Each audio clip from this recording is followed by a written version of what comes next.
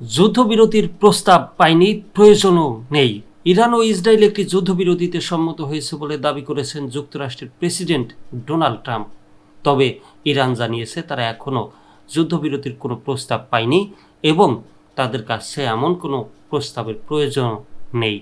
তেহরানের একজন শীর্ষ কর্মকর্তা সিএনএনকে জানিয়েছেন ইসরায়েল ও যুক্তরাষ্ট্রের এই বক্তব্য প্রতারণামূলক এবং ইরানের বিরুদ্ধে হামলার অজুহাত তৈরির অংশ।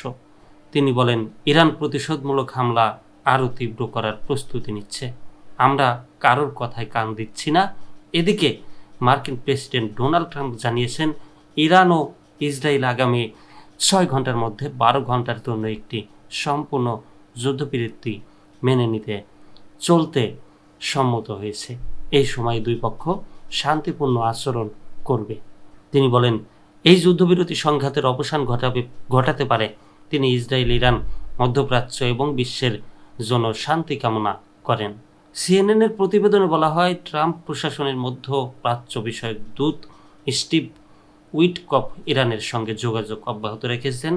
ওয়াশিংটনের স্থানীয় সময় শনিবার সন্ধ্যায় ইরানের 3টি পারমাণবিক স্থাপনায় যুক্তরাষ্ট্রের হামলার পরে যোগাযোগ অব্যাহত রয়েছে।